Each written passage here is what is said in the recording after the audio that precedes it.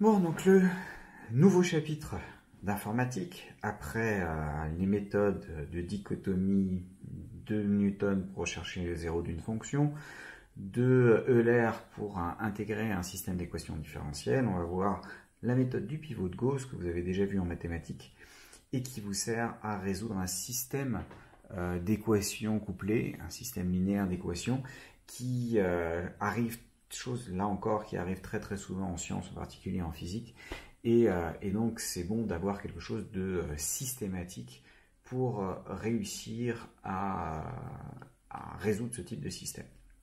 Alors bien sûr, il y a une méthode qui est celle un petit peu de l'instinct du chasseur, où vous allez vous dire, bon bah voilà, si je remplace ça ici, là ça devrait se simplifier, et puis finalement j'arrive à isoler ce qui m'intéresse. C'est un petit peu ce qu'on faisait ce que vous avez dû développer en électricité, mais il y a aussi une méthode bête et méchante qui est de, voilà, j'applique toujours la même chose et j'essaye d'obtenir le résultat voulu. Donc l'idée est de faire des opérations, sur les lignes et sur les colonnes. Donc, opérations sur les lignes principalement, on va se focaliser là-dessus pour se débarrasser une à une des variables, débarrasser des variables et obtenir un système triangulaire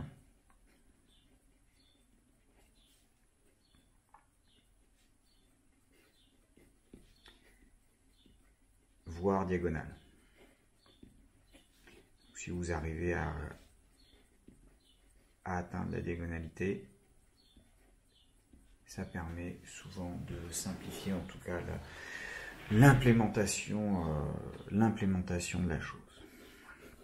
Alors on va voir un petit exemple au niveau des calculs qui devrait illustrer toutes les choses qu'on doit être capable de faire pour réaliser notre pivot de Gauss.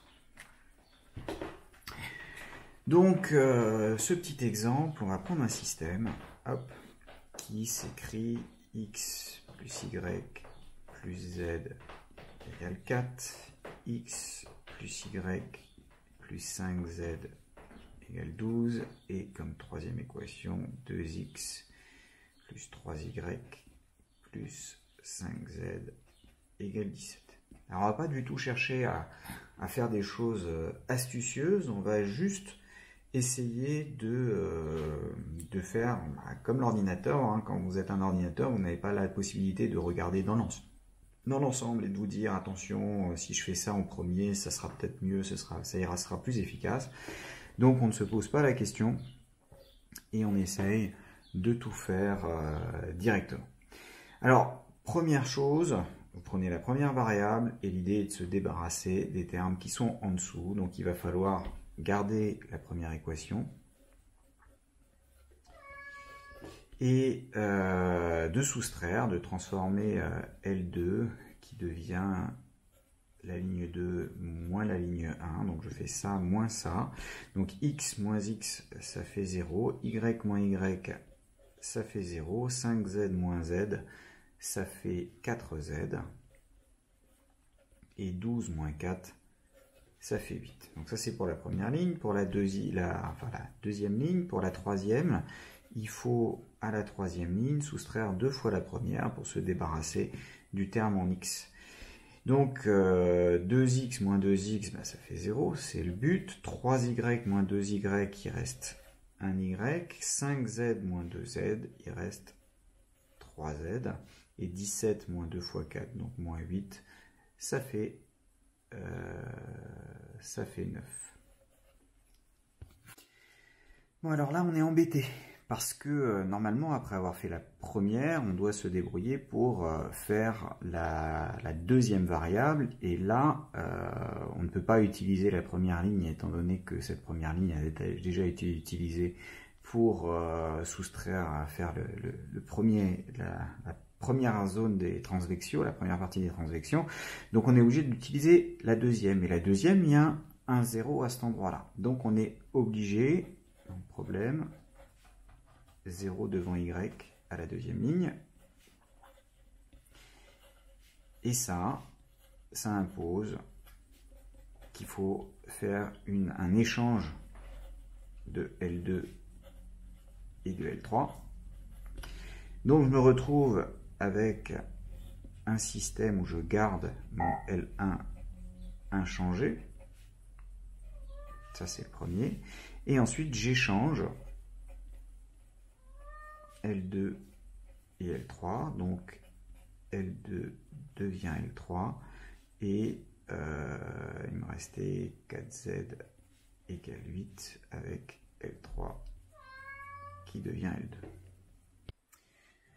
Bon, à présent qu'on a fait notre échange, on a une deuxième variable et une deuxième ligne qui va nous servir de pivot. On voit que la troisième ligne est déjà passée à 0, donc on peut en fait soustraire à la première ligne la deuxième ligne, histoire de mettre aussi un 0, histoire de se ramener encore à quelque chose de quasi diagonal. Maintenant, donc je soustrais, donc il y a un Y qui part et j'ai plus Z moins 3Z, donc ça me fait du moins 2Z. Et donc 4 moins 9, ça fait moins 5. Et là j'ai fait L1 qui était devenu L1 moins L2. La deuxième ligne reste inchangée et la troisième aussi, étant donné qu'on a déjà supprimé la partie en Y. Maintenant, on passe à la troisième variable avec la troisième équation. Alors, ça tombe bien parce qu'on en a encore à cet endroit-là, sinon on aurait eu un souci. Mais on n'a plus un facteur 1 ici. Donc, on va remettre un facteur 1. On va normaliser cette troisième ligne. Et je divise donc par 4 de chaque côté. Je me retrouve à 2. J'ai L2 qui est devenu L3, pardon, qui est devenu L3 divisé par 4. Et donc avec ça, il ne me reste plus que faire les transvections sur Z. Donc je me retrouve avec une première ligne pour laquelle je vais devoir ajouter 2 fois la dernière ligne. Donc j'ai du X qui est égal à moins 5 plus 2 fois 2, donc ça me fait du moins 1. Donc ça c'est L1 qui est devenu L1 plus 2 fois L3. Y, là il va falloir que je soustrais 3 fois la dernière ligne, donc je soustrais 6, 9 moins 6, ça fait 3, j'ai donc L2 qui devient L2 moins 3 fois L3, et puis ma dernière ligne était déjà normalisée, donc je n'ai plus de problème. On peut vérifier rapidement que ça correspond bien. Donc moins 1 plus 3 plus 2, ça fait bien 4, puisque ça me fait 5 moins 1 qui fait 4. Moins 1 plus 3, ça fait 2. 2 plus 10, ça fait bien 12. Et moins 2, enfin 2 fois moins 1, donc moins 2, plus 9, donc ça fait 7. Plus 10, ça me fait bien 17. Donc j'obtiens le résultat escompté avec les bonnes relations au fur et à mesure. Donc en faisant ça, en faisant une série, donc j'ai eu besoin de faire quoi? J'ai eu besoin de faire des transvections, c'est-à-dire de soustraire une ligne à une autre avec un certain multiplicateur. J'ai eu besoin de faire un échange, une capacité d'échanger deux lignes pour se ramener à un pivot non nul. Et j'ai eu besoin de faire une normalisation pour que ça marche correctement. Donc si on résume, décortiquage de ce qu'il va falloir mettre en place, c'est tout ce qu'il faut savoir faire, et donc pour chacun on va écrire une petite fonction qui va permettre de faire ce qu'on demande. Alors en premier lieu, il va falloir choisir le pivot correctement. Choisir le pivot. Donc, c'est-à-dire prendre parmi les lignes qui restent disponibles, donc parmi celles qui n'ont pas encore été utilisées, parmi les lignes encore disponibles, celle où le coefficient est non nul. En pratique, on va de toute façon avoir des problèmes parce qu'on va travailler avec des flottants, on va faire des divisions, donc à un moment ou à un autre, on risque de travailler avec des flottants. Et si on travaille avec des flottants, on aura des nombres qui peuvent être 0, mais en fait qui ne sont pas vraiment 0 parce que j'ai fait une soustraction de type 0,3, moins 0,2, moins 0,1 qui informatiquement ne me donne pas un 0 alors que mathématiquement ça devrait. Donc ça risque de me donner, si je pivote par rapport à ce coefficient-là, ça risque de me donner des très très grands nombres et puis de me faire complètement diverger. Donc en pratique, on va choisir celui qui est le plus éloigné possible du 0. On va prendre celui qui est le plus grand en valeur absolue. Pourquoi? Parce que dans un premier temps, ça devrait nous assurer de prendre des valeurs qui sont suffisamment loin du 0. Alors bien sûr, si j'ai des matrices avec des 10 puissance 18 et puis des entiers à côté, ça va me ramener à des choses quasiment nulles et puis ça va me reposer des soucis. Donc on va supposer que quand même le système qu'on vous demande de résoudre est suffisamment sympathique pour que ça ne pose pas de problème, et en particulier qu'il soit aussi inversible, c'est-à-dire que mathématiquement il existe toujours un pivot qui soit correct. Donc deuxième chose, il faut savoir échanger de lignes. Échanger de lignes. Donc après le choix du pivot, il faut ramener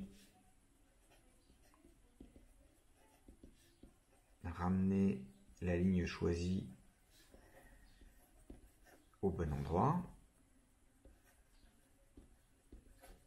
Donc c'est ce qu'on a fait avec Y, puisque là on avait carrément un facteur qui était nul à la deuxième ligne, alors que c'était la deuxième variable, donc on a dû utiliser la troisième. Donc on l'échange après avoir choisi ce pivot. Après, on va normaliser. Ça veut dire que se ramener à un pivot qui vaille 1, donc diviser la ligne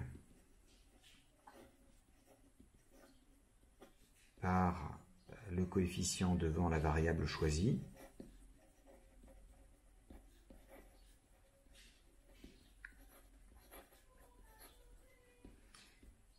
Et finalement, se débarrasser d'une variable. Donc ça va être ce qu'on appelle faire des transvections. Donc, se débarrasser d'une variable. Donc faire des transvections sur toutes les lignes autres que celles qui correspondent au pivot. Donc sur toutes les lignes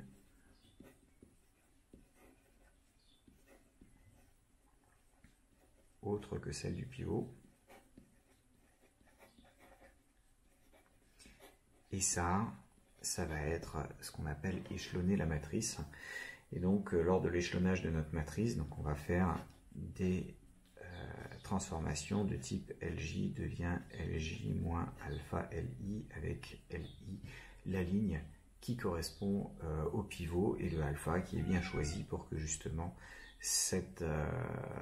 dans cette ligne-là, la colonne I parte à 0 et soit entièrement ou quasi entièrement enlevée. Puisque là, bien sûr, comme on soustrait des choses, on n'a aucune certitude qu'on revienne effectivement à 0 par la manipulation de nos nombres flottants.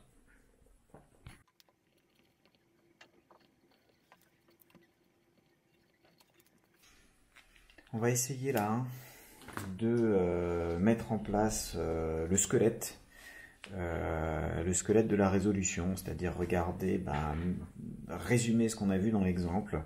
Donc prendre chacune des étapes les unes après les autres, les réeffectuer jusqu'à obtenir le résultat voulu en faisant des appels à des fonctions annexes qui nous feront le travail de normalisation, de remise de transvection, d'échange de lignes, etc. ou de recherche du pivot. Donc on va définir notre fonction et donc on va l'appeler pivot Gauss et elle va s'effectuer sur deux objets. Donc le but c'est trouver x tel que A0 fois x est égal à y0 où A0 et y0 sont des matrices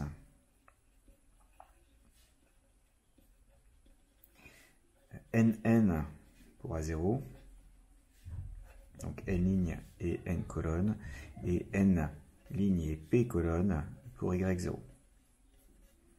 En particulier, très souvent, on va vouloir peut-être donner simplement une liste pour celui-là, mais il va falloir le mettre sous forme de liste avec à chaque fois un élément, histoire de pouvoir le manipuler un petit peu plus simplement. Donc, on prendra, on suppose que A0 et Y0 sont des listes pour les manipulations. Alors, on pourrait simplifier fortement ça en utilisant des arrêts, voire des matrices directement. D'un autre côté, dans le NumPy, vous pouvez demander simplement l'inverse d'une matrice et puis multiplier par Y0 et puis obtenir le résultat. Donc, c'est pas la peine de s'embêter de nouveau avec tout ça par le pivot de Gauss. Donc, on va vraiment y aller, mettre les mains dans le cambouis et regarder jusqu'au bout, si j'ai des listes de listes, comment je manipule les lignes, les colonnes, comment je fais attention aux indices. Ça fait partie de l'entraînement pour réussir à voir correctement ce qui découle de ces choses-là.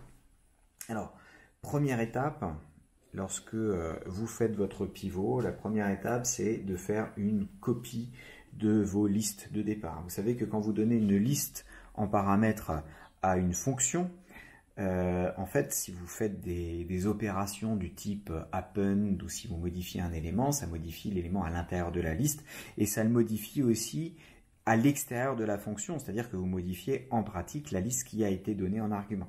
Ce sera intéressant, notamment quand on va vouloir faire des transvections, des échanges de lignes. On veut modifier la liste, on ne veut rien renvoyer, on veut avoir une modification.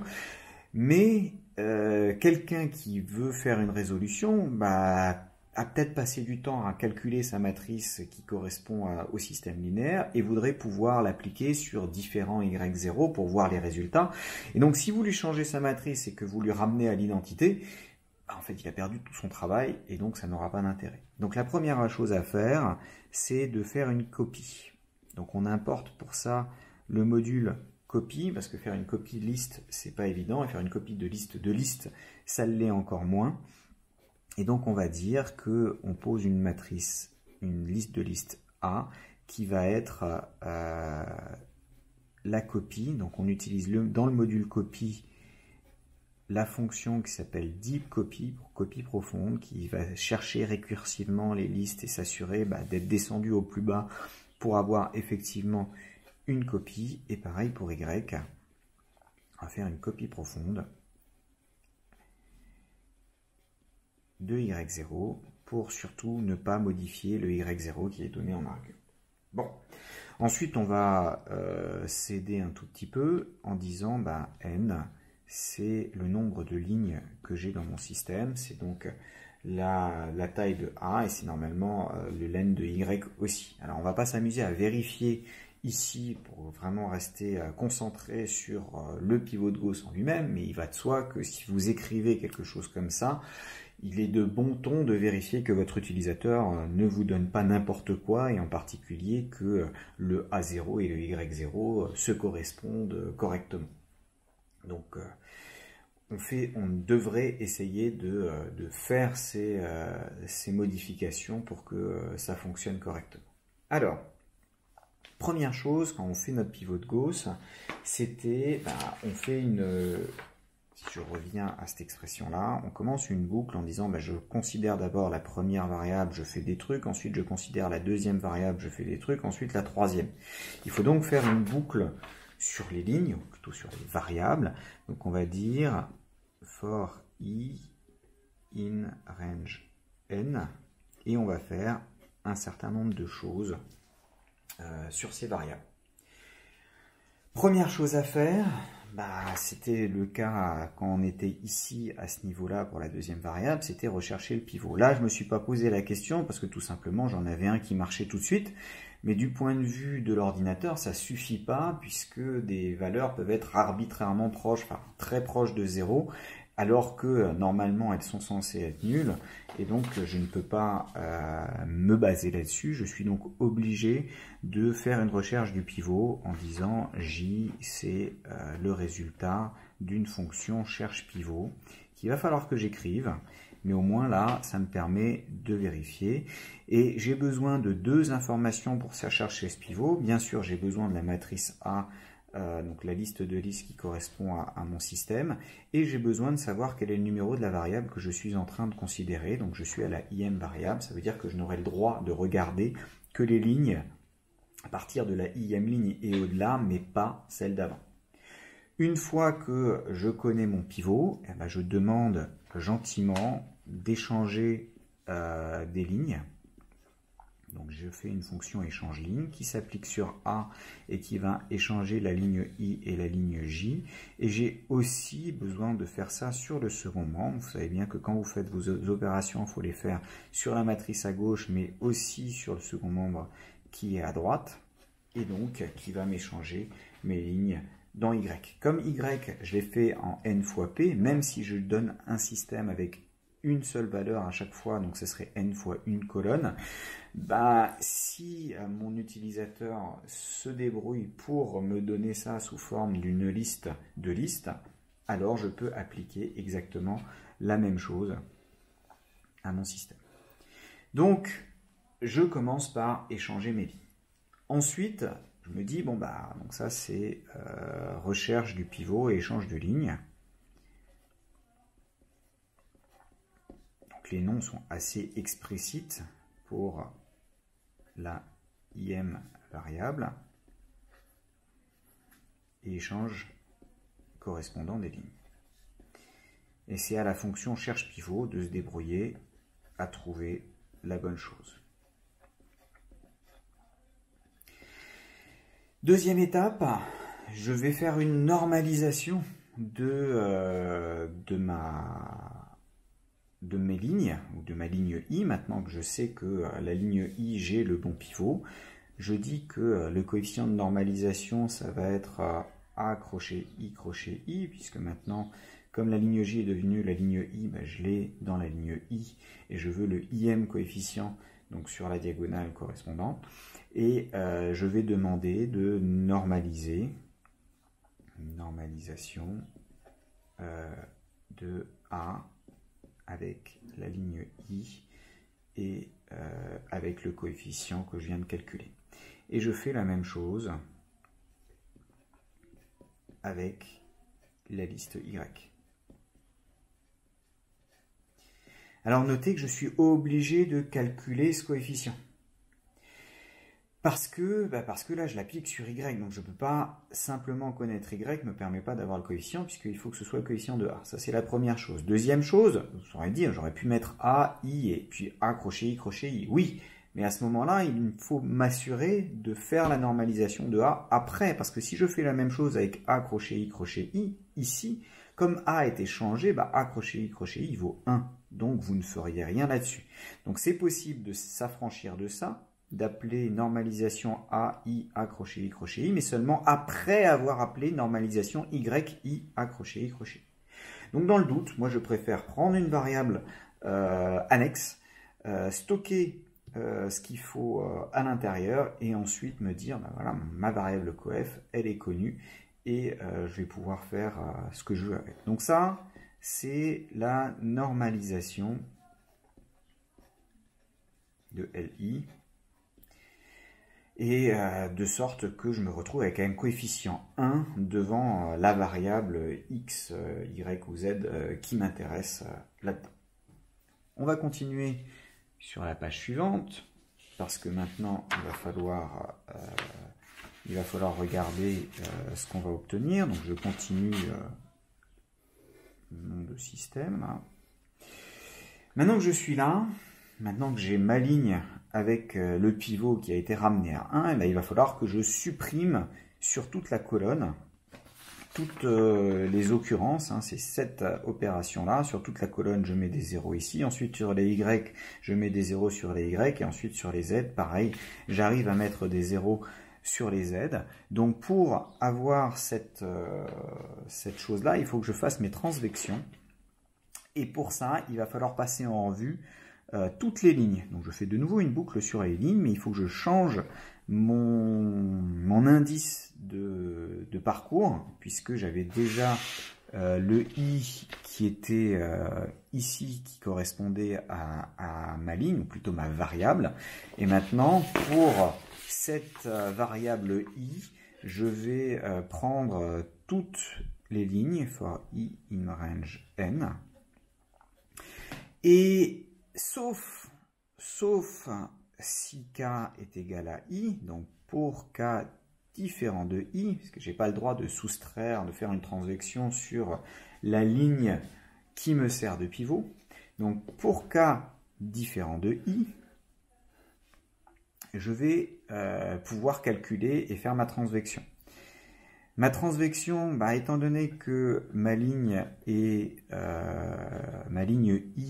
est correctement normalisée, mon coefficient dont il va falloir soustraire quand je vais faire LK devient LK moins alpha LI, ce coefficient, c'est directement le coefficient qui a à la ligne K et à la colonne I. En d'autres termes, ici, par exemple, le coefficient, c'est 3. J'ai normalisé, j'ai un 1 ici, et donc je dois faire, pour l'opération suivante, je dois faire L2 moins 3 fois L3, le 3 en question étant ce 3-là qui est arrivé. Ici, maintenant, je dois faire L1 plus 2 fois L3, parce que ici, j'avais moins 2, donc ça fait L1 moins 2 fois L3, et ça me permet de supprimer ce caractère-là.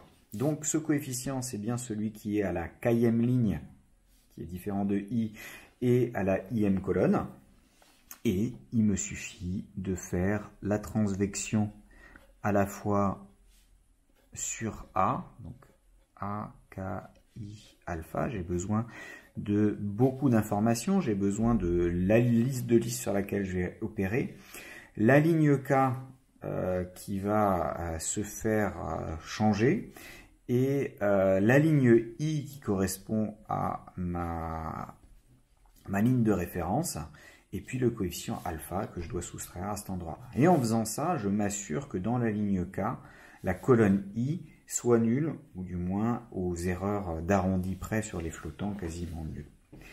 Je dois faire ça à la fois sur la matrice A et sur le second membre Y. Donc là, de nouveau, je me suis assuré de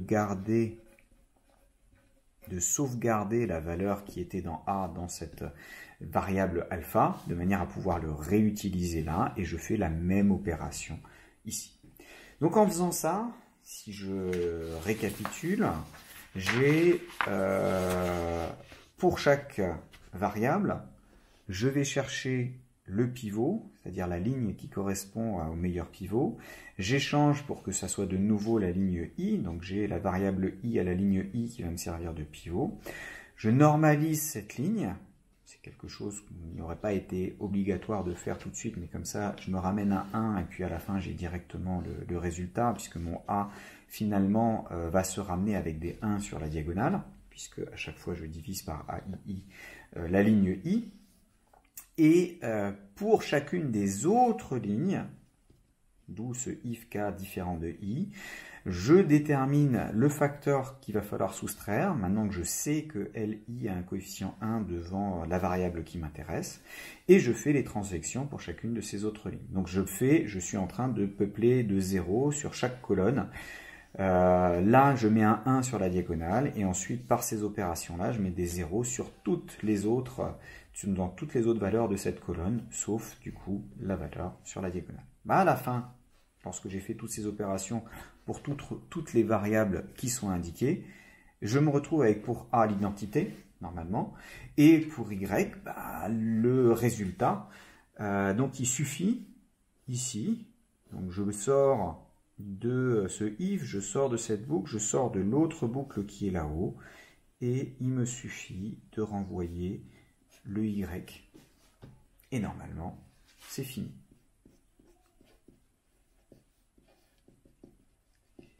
Alors bien sûr, vous voyez que là, j'ai écrit quelque chose de relativement compact, même si j'ai eu besoin de 2 feuilles pour l'écrire, relativement compact parce que j'ai utilisé des tas de fonctions annexes, et maintenant ça va être à vous de travailler pour écrire chacune de ces fonctions annexes. Je vous écris juste le titre, donc découpage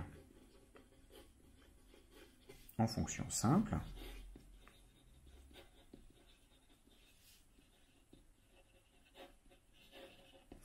Et là, je vais vous demander de mettre sur pause dans 2 minutes. Donc, mettre sur pause de manière à pouvoir simplement travailler par vous-même et essayer de vous dire de quoi j'ai besoin pour cette fonction échange, pour cette fonction recherche de pivot, pour cette fonction normalisation et cette fonction transvection. Donc, vous avez 4 fonctions à écrire. Et sur ces 4 fonctions, essayez d'obtenir le résultat voulu pour qu'ensuite ça fonctionne à l'intérieur de votre système. Donc mettez sur pause pendant 20 minutes à peu près, essayez de d'écrire quelque chose, ça peut être fini en 5 minutes si vous êtes efficace, et puis après on revient pour la correction. On peut donc essayer de mettre en place ces différentes petites fonctions simples. Alors, on va les prendre dans le même ordre que celles qui sont données dans l'algorithme. En particulier, on commence par cherche pivot. Donc, celle qui est censée rechercher dans la matrice A. Donc, je vais noter de manière générale M mes matrices, pardon. Et j'ai besoin de savoir la ligne I à laquelle je me place. Donc, pour rechercher le meilleur pivot, on doit faire quoi? Eh bien, on doit essayer de trouver le numéro de la ligne qui vous permet d'obtenir le pivot le plus grand possible en valeur absolue. Donc, il va falloir passer en vue dans la colonne après la ligne en question pour regarder quelle est la plus grande valeur en valeur absolue. Donc, en l'occurrence, j'ai besoin de garder une mémoire de la valeur de ma ligne pivot. Je démarre à I et ensuite je fais une boucle for J in range. Donc je démarre à I et je vais jusqu'à la taille, le nombre de lignes qu'il y a dans la matrice M. Et dans cette boucle, eh bien, si jamais je trouve un pivot qui est plus grand, donc si la valeur absolue de M crochet, alors il me faut dans la ligne J la colonne I, je reste toujours dans la colonne I, donc si l'élément de la matrice dans la ligne J à la colonne I est strictement supérieur à la valeur qu'il y avait jusqu'à présent, c'est-à-dire à ma mémoire, donc dans la ligne I même à la colonne I, à ce moment-là, je change ma mémoire et je dis que ma nouvelle mémoire, ça devient le fameux J en question. Et une fois que j'ai passé en vue toutes les lignes après la ligne I, je peux renvoyer la valeur de la ligne pour laquelle j'ai trouvé la plus grande valeur absolue du coefficient, c'est-à-dire la valeur qui est stockée dans la mémoire. Si à aucun moment j'en trouve un plus grand en valeur absolue, alors je reste sur ma ligne I, et puis sinon ça a été mis à jour à une valeur J qui est strictement supérieure à I, donc j'ai bien une ligne supérieure ou égale à la ligne I qu'on regarde. Donc ça vous donne la première petite fonction qui permet de rechercher le pivot. Ensuite, on veut échanger les deux lignes. Donc de nouveau, j'ai besoin d'une matrice. Alors une matrice, ça peut être mon A, mais ça peut aussi être mon Y, hein, une liste de listes en fait. J'ai besoin des numéros des deux lignes que je veux échanger. Donc ça échangera les lignes I et J.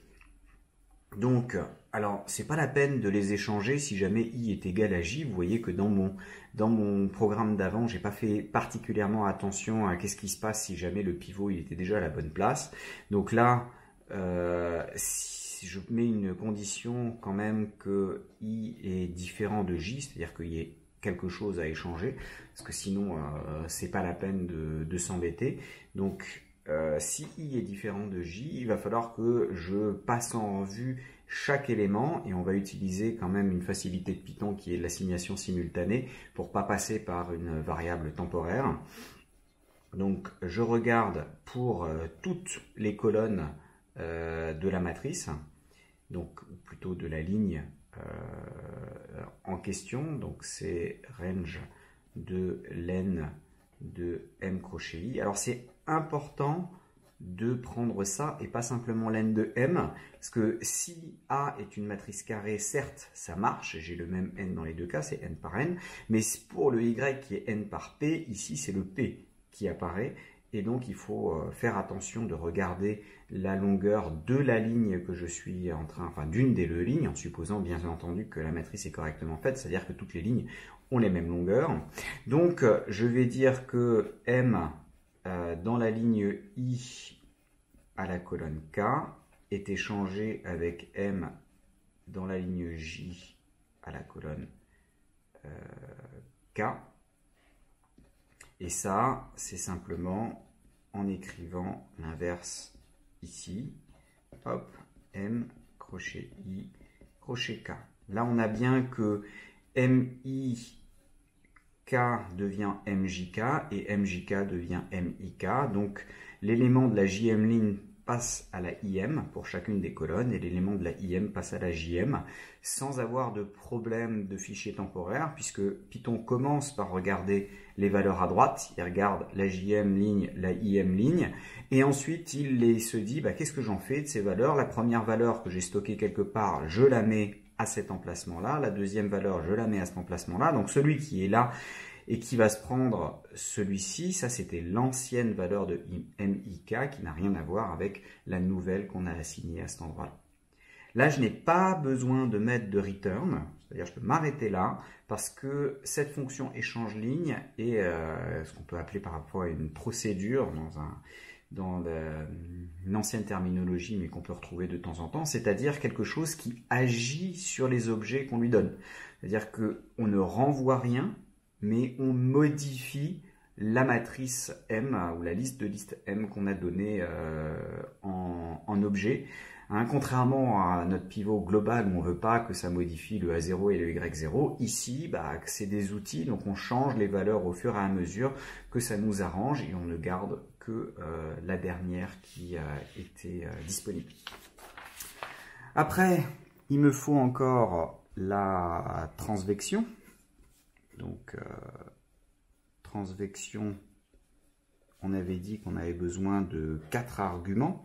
Les 4 arguments sont la matrice, la position de la ligne à transvecter, la position de la ligne transvectante et le facteur qui va permettre cette transvection. Donc, on a ces 4 arguments-là. Donc là, rappel, je mets une petite doctrine pour dire qu'on fait l'opération LK devient en fait LK moins alpha LI, avec le alpha qui est donné. Et il suffit pour ce faire de passer en revue toutes les valeurs. Là encore, la fonction ne va rien renvoyer. Elle va se contenter de modifier la ligne MK directement à l'intérieur de la matrice. Et de nouveau, je ne peux pas m'appuyer sur le fait que cette matrice soit carrée, puisque a priori, je l'applique sur Y qui n'a pas de raison particulière d'être une matrice carrée. Je l'applique aussi sur Y. Donc sur A, ça ne poserait pas de problème, mais sur Y, il faut faire attention. Donc là, je fais, alors j'ai fait attention de garder les mêmes noms de variables que dans la fonction de départ. J'aurais très bien pu changer complètement, mais ça permet juste de savoir ce qu'on manipule, où est-ce qu'on le manipule. Donc j'ai besoin d'un indice de colonne libre. Donc là, J n'est pas utilisé, du coup, je vais le prendre. Donc for J in range des colonnes, c'est-à-dire qu'il faut que je me place, par exemple, dans M crochet K. J'ai la ligne M crochet K et la longueur de cette ligne, ça me donne le nombre de colonnes correspondantes. Et à chaque fois, je vais dire que dans cette km ligne, à la jm colonne, je prends l'ancienne valeur, donc mkj, et je soustrais alpha fois la valeur correspondante dans la ligne i, donc c'est mij. Et ça fait l'opération de transvection. De nouveau, il n'y a pas besoin de return, puisque on se retrouve sans aucun... Enfin, on ne veut rien renvoyer, on modifie directement la liste de listes qui est donnée en argument. Et finalement, il me reste la normalisation, qu'on a oublié au passage. Donc la normalisation, c'est simplement... quand je prends ma matrice M, que je considère une ligne I et un certain coefficient de normalisation, je veux en fait dire que la ligne LI devient en fait LI divisé par ce coefficient. Alors bien sûr, il faut que le coefficient soit non nul, mais dans l'algorithme du pivot qu'on a pris, étant donné qu'on a choisi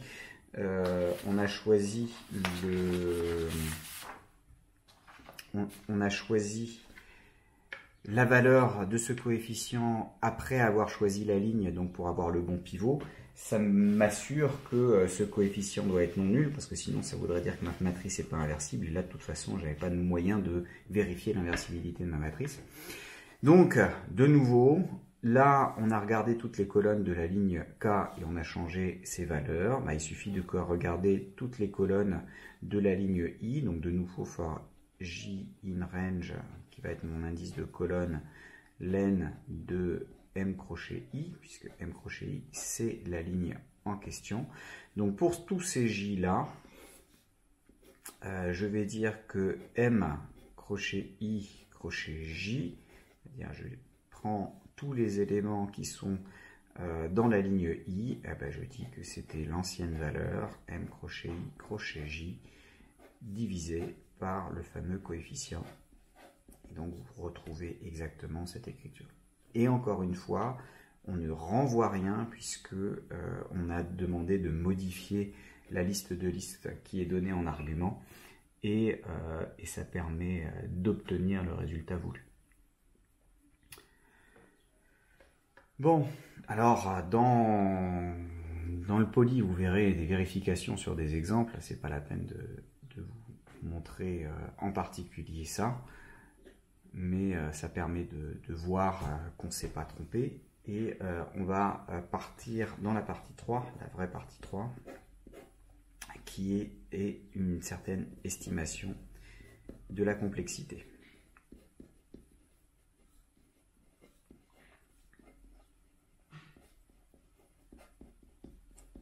Donc le but est de savoir quelle va être la complexité globale de mon algorithme. Et voir pour chacune des fonctions simples. Donc là, on a un algorithme qui est relativement détaillé, qui contient beaucoup de fonctions différentes. Et toutes ces fonctions vont au fur et à mesure, vous voyez, on va faire une boucle ici, appeler plusieurs fois chacune des fonctions, et puis lors de la transvection, on fait une deuxième boucle à l'intérieur, on fait encore plusieurs fois ces transvections. Donc on va commencer par décortiquer les fonctions de base, puisque chaque fonction a un coût, et on aimerait bien savoir le coût global de l'algorithme, et on va essayer de le déterminer en revenant après sur ce qu'on a écrit ici. Donc on démarre par les complexités des fonctions simples, donc celles qu'on vient tout juste d'écrire, et après on va les mettre ensemble pour essayer de voir combien de fois est faite chaque opération, pour essayer de voir ce qu'on en obtient au passage. Alors, premièrement, la recherche du pivot.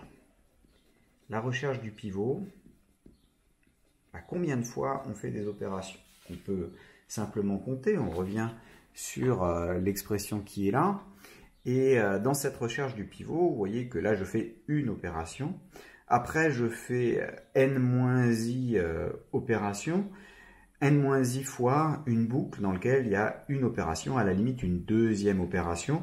Donc si je fais un petit comptage rapide des opérations, là je fais une fois, et là je fais n-i fois 1 ou 2, selon que la comparaison est correcte ou pas, sachant qu'en plus il y en a plus, parce que normalement il y a là, je regarde cet élément-là, je regarde cet élément-là, j'applique la valeur absolue, je prends la comparaison, donc tout ça en fait ça fait disons 4 ou 5 opérations élémentaires. Mais en gros, vous voyez que ce qui est important, c'est ce bout-là, et ce bout-là, ça va être un grand taux de n-i. Donc ça va être proportionnel au nombre d'opérations. Alors plus la ligne est basse dans la matrice, moins je vais avoir besoin de faire beaucoup d'opérations. Mais au début, il faut en faire n pour chercher le pivot, parce qu'il faut vérifier toutes les lignes, les unes après les autres. Et au fur et à mesure qu'on avance, on a besoin d'en faire un petit peu moins. Donc cette recherche du pivot, on a une boucle qui est effectuée n-i fois, donc boucle sur n-i éléments. Et donc, ça me donne une complexité en grand taux de n-i. Bon, après, restera à voir. Globalement, comme i varie, ça peut aller de grand taux de n à grand taux de 1. Donc, une complexité qui, a priori, ne sera pas tellement chère. Alors, pour l'échange de lignes. L'échange de lignes, si on regarde ici, de nouveau, il y a une opération. Alors, si i est égal à j, c'est un grand taux de 1. Donc, si i est égal à j, vous avez un grand taux de 1. C'est direct, on s'arrête, on fait juste cette vérification-là de 2 entiers, c'est ultra rapide. En revanche, sinon, si ce n'est pas le cas, ici, vous faites une boucle. Donc, une boucle sur len de m crochet len de m crochet i. Donc, quand on sera à l'intérieur du pivot, comme on applique échange ligne soit sur A, soit sur Y, A c'est une matrice n par n, alors que Y c'est une matrice n par P, ce sera un grand taux de n ou un grand taux de P. Mais en tout cas, ce sera linéaire en nombre de colonnes. Linéaire en nombre de colonnes. Les opérations qu'on fait ici sont des opérations élémentaires. Il s'agit d'un échange. Il y a 2 lectures, 2 assignations, donc 4 opérations en tout si on veut. Et on le fait len de m crochet i fois, donc soit n fois, soit p fois. Mais en tout cas, ce sera linéaire en nombre de colonnes. Donc l'échange de lignes,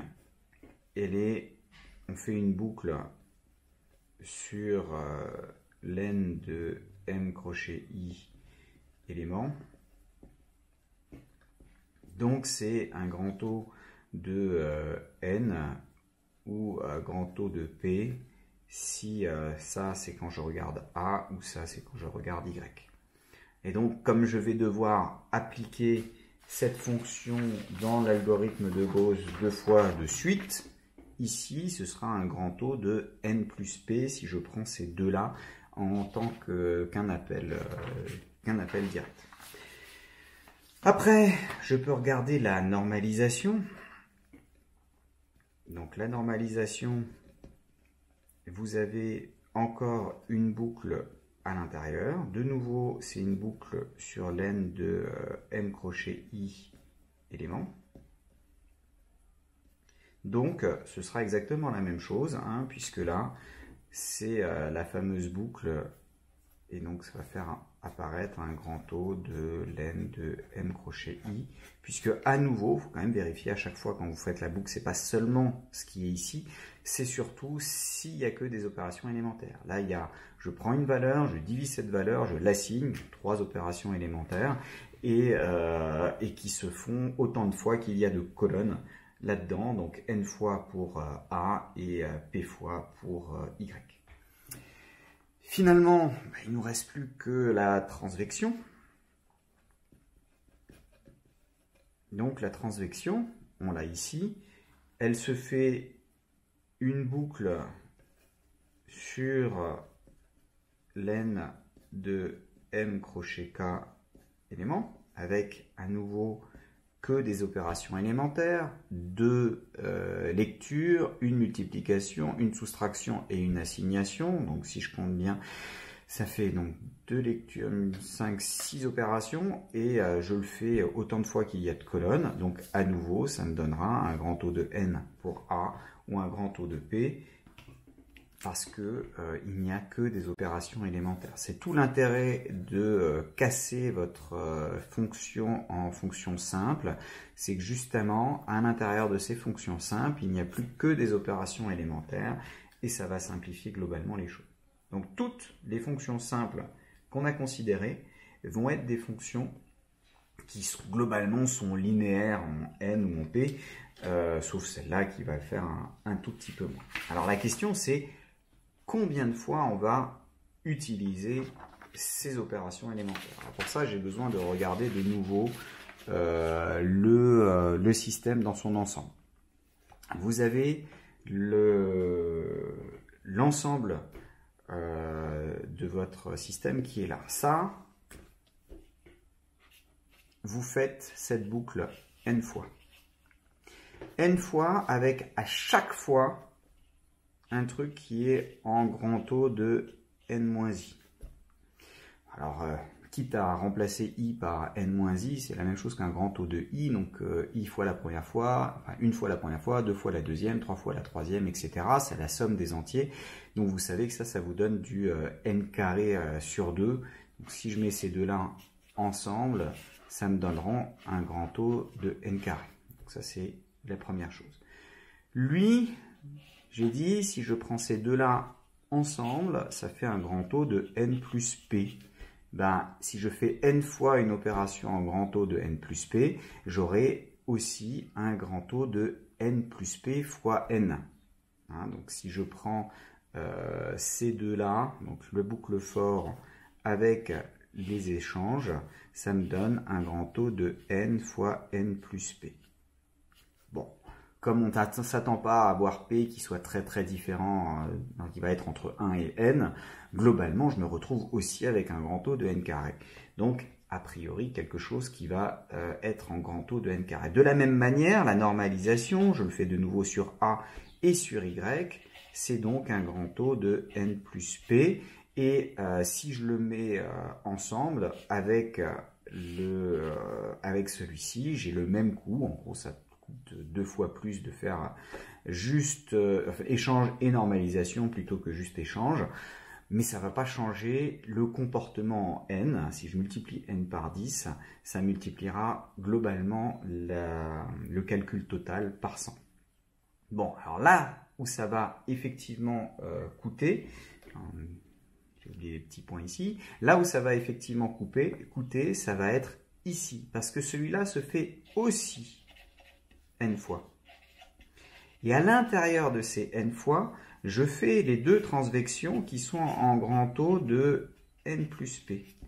Donc, si je compte les 3, alors je vais prendre une autre couleur, c'est-à-dire que si je prends les n fois sur les n lignes, plus les n fois sur les n-1 autres lignes, puisqu'il y en a n-1, il y en a une pour laquelle je ne le fais pas. Et le fait que à chaque fois je fais n plus p opérations, ça me donne un grand taux de n fois n fois n plus p. Et donc, globalement, un grand taux de n cube, si p il n'est pas arbitrairement grand devant votre n, ce qui en règle générale sera le cas. Mais en gros, vous voyez que là, je gagne en n cube, je gagne un ordre de grandeur supplémentaire. Ça veut dire que si vous multipliez la taille de la matrice par 10, vous allez prendre 1000 fois plus de temps à obtenir votre résultat. Et ça, c'est rédhibitoire. Une matrice 10 par 10 à faire un pivot de Gauss dessus, d'accord. Mais si je me dis, hop, je prends une matrice 100 par 100, donc si la première, elle s'est fait en 1 seconde, je prends une matrice 100 par 100, pas tellement plus cher, eh ben, il va falloir 1000 secondes, c'est-à-dire 20 minutes, pour que ça se passe. Et si je prends une matrice 1000 par 1000, à ce moment-là, ben, j'aurai 1000 fois 1000, donc 1 million de secondes. 1 million de secondes, sachant que dans une année, il n'y a que 30 millions de secondes. Donc je vous laisse calculer, ça fait déjà une belle fraction de mois. Donc ça va prendre pas mal de temps supplémentaire. Il y a 86 400, donc on va dire 100 000. 100 000 secondes dans un jour, donc ça prend entre 10 et 15 jours pour se faire. Et ça, voilà, c'est pas énorme, une matrice 1000 par 1000. Si vous prenez la matrice d'affinité que vous avez avec vos amis sur Facebook, si vous avez 500 amis, vous avez une matrice 500 par 500 qui peut représenter les liens d'amitié que vous avez avec chacun de vos amis. Donc, c'est relativement prenant. Et donc, la complexité globale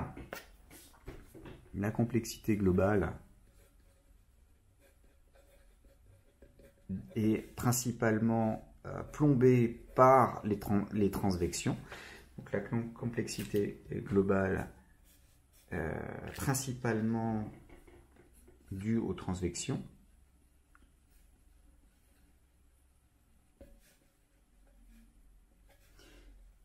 Et vous allez avoir un grand taux de n carré fois n plus p, soit dans le cas habituel où p égale 1, ou quelque chose de pas trop grand, un grand taux de n cube. Donc c'est pas le p qui va jouer beaucoup, mais vous allez obtenir ces relations. Alors, si j'en viens à des petits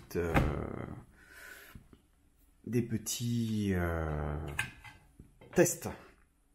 Donc, test effectué pour le pivot, la recherche du pivot, l'échange, la normalisation, la transvection simple. Et puis là, j'ai pris, si je fais toutes les cas, les n-1 transvections, globalement là-dedans, et je mesure le temps que j'ai pour chacune des fonctions.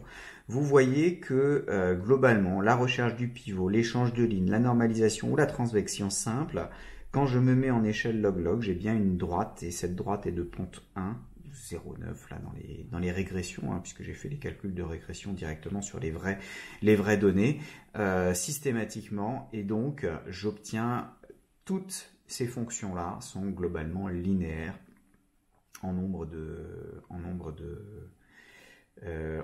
lignes que vous avez là-dedans. Alors la recherche du pivot, comme j'ai pris un truc avec un i aléatoire, comme tantôt le i est grand, tantôt le i est petit, les valeurs sont plutôt plus faibles, en moyenne niveau est sur 2, mais la pente va rester la même. Alors que si je prends toutes les transvections, vous voyez que très rapidement, comme j'en fais beaucoup des transvections, je fais n fois un truc linéaire, j'ai donc globalement un truc qui va être quadratique. Donc ça c'est pour la complexité simple, et si je prends mon pivot complet, vous voyez que mon pivot complet me donne bien une complexité en n cube à peu près quand je regarde ces valeurs.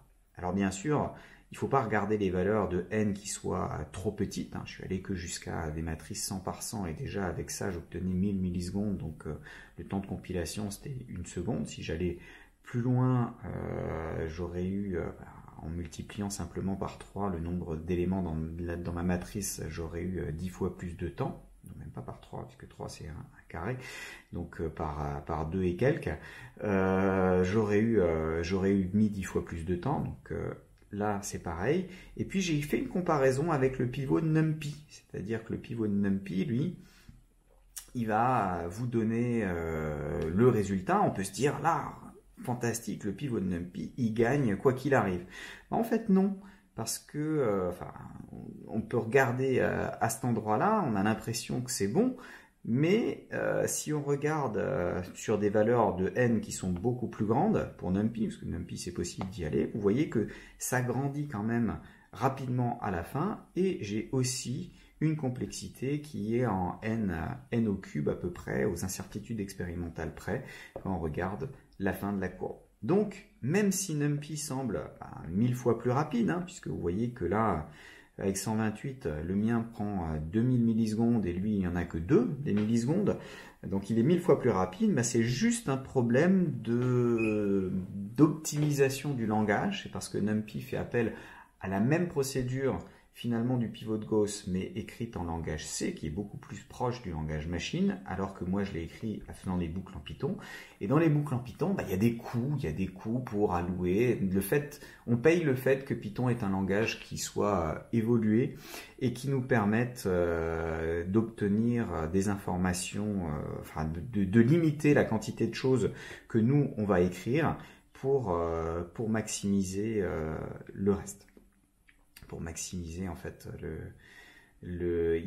ça se paye forcément à un endroit et donc vous finissez par devoir le payer en temps de calcul, alors que NumPy a des choses qui ont été réfléchies pour ça, parce que ça peut arriver qu'on doive inverser des matrices 10 000 par 10 000. Mais vous voyez, 10 000 par 10 000, déjà, je ne suis pas encore, je suis qu'à 8192, et il me faut déjà 123 secondes pour avoir le résultat. Donc quand je compile mon fichier, il y a déjà 2 minutes qui sont passées juste pour obtenir ce dernier point, pour pouvoir voir cette complexité en n-cube. Et là, vous avez que au départ, en fait, le fait d'assigner les valeurs en Python, de regarder, d'appeler la fonction, il y a un coût résiduel qui ne peut pas être inférieur à une fraction de millisecondes. Et quand le coût effectif des calculs commence à apparaître, on voit que effectivement ça décolle. Bon. Alors, dernière chose, donc on va le faire comme ça pour ne pas s'embêter à réécrire, puisqu'on a déjà tout écrit. Donc, si on veut aller plus loin et inverser une matrice, vous savez que la matrice, il suffit de dire que dans votre pivot, vous cherchez le x tel que ax soit égal à l'identité. Donc, dans le y, on met l'identité, dans le a, c'est votre matrice. Et il suffit d'appeler votre pivot de Gauss avec la matrice que vous voulez inversé et l'identité comme valeur de y. Et là, on a tout fait. On a notre inversion de matrice et vous avez que ce sera aussi en grand taux de n cube, puisque le n plus p qu'on avait ici devient n plus n, puisque la deuxième matrice, l'identité, elle est aussi n par n. Et donc, en gros, j'ai du grand taux de n cube fois 2n, du n carré fois 2n, qui me donne quand même un grand taux de n cube, le facteur 2 n'étant pas particulièrement important. Là, je l'ai vérifié sur une matrice qui est inversible, j'applique mon inversion à moi, j'implique l'inversion due à ma matrice et je me retrouve avec ma matrice inversée. Donc, inversion de matrice facile.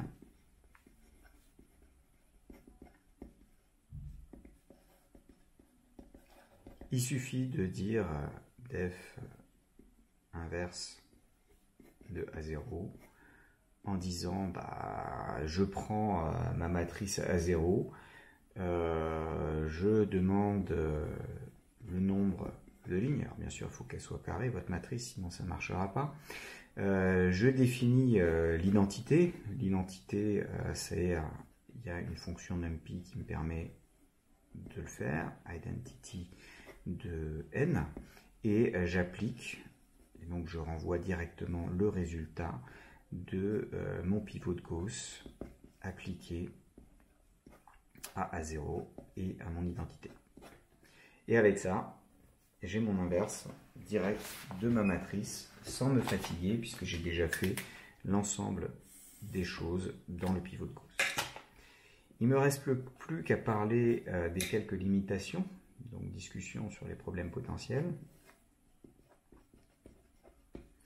Discussion sur les problèmes potentiels.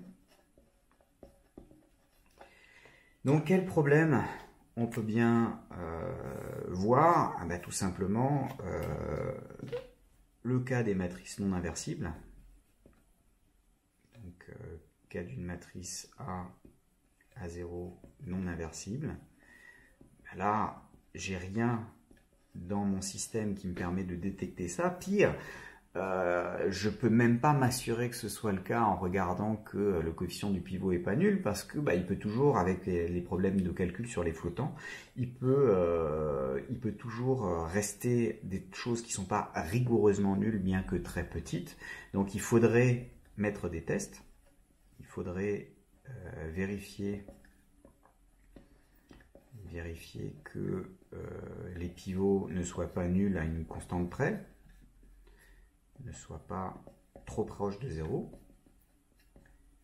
Alors le trop, ça dépend de ce que vous faites, parce que si vous manipulez des matrices, par exemple, qui décrivent les énergies en mécanique quantique, les énergies elles sont toutes petites si vous les écrivez en joules, et donc quelque chose qui pour un mathématicien est trop proche de 0, typiquement qui vaudrait, je sais pas moi, 10-15, serait ici pas du tout trop proche de 0. Donc il faudrait commencer par se dire, je réinitialise ma matrice en prenant le plus grand élément de toute ma matrice et je divise tout ça par ce plus grand élément. Si le plus grand élément il vaut 10-35, ça va relativiser un petit peu les choses. Donc il faudrait faire une sorte de renormalisation. Il y a aussi des problèmes si jamais il y a trop d'ordre de grandeur de différence. Si jamais il y a trop d'ordre de grandeur de différence entre les coefficients des matrices. Si j'ai une matrice avec un coefficient qui vaut 10 puissance 15 et puis à côté un coefficient qui vaut 10 moins 15 et puis un 1 et un 2, la question de savoir si cette matrice-là va être inversible va se poser, parce que quand je vais soustraire, quand je vais normaliser ces trucs-là, ça risque de me poser des soucis. Alors, peut-être pas sur cet exemple-là, mais on peut construire des exemples de matrices pour lesquelles ça va poser des soucis. Donc, il faut se méfier, là encore. Quand vous écrivez votre pivot de Gauss, là, le but, c'était de vous montrer que on a un algorithme, on sait l'appliquer, mais il y a tout un domaine de l'ingénierie numérique qui en est à essayer de voir si il ne peut pas y avoir des problèmes de calcul numérique, des divergences qui apparaissent et qui ne soient pas réelles. Parce qu'il faut bien comprendre, quand vous faites une simulation numérique pour déterminer s'il y a un ouragan qui va passer, si tout d'un coup vous avez une divergence parce que vous avez une matrice qui était trop proche d'une matrice non inversible et que vous essayez de l'inverser aussi quand même, vous vous retrouvez avec des vents hyper violents de, par exemple, une vitesse qui est supérieure à la vitesse de la lumière. Il ne faut pas vous dire que ça va être la tempête du siècle, il faut juste vous dire qu'il peut peut-être y avoir un problème dans votre résolution numérique et voir d'où est-ce que ça peut venir. Donc, gardez la tête froide en ne faisant pas confiance de prime abord à vos calculs. Et quand vous avez un phénomène bizarre ou extrême qui se produit, vérifiez d'abord si par hasard il n'y a pas un problème de divergence numérique et ensuite si vous pouvez le reproduire ou peut-être à faire les expériences correspondantes. Donc il y a beaucoup de problèmes potentiels, on n'a pas du tout traité, mais on a traité le gros, c'est-à-dire que pour une matrice normalement inversible que vous pouvez rencontrer dans le cours de maths avec des coefficients qui sont de l'ordre entre 1 et 10, enfin entre 0,1 et 10 disons, vous pouvez déterminer l'inverse de votre matrice, faire votre pivot de Gauss et obtenir les résultats. Et donc pour la plupart des problèmes de physique auxquels vous pourrez être confronté, ça devrait vous donner des résultats à peu près corrects.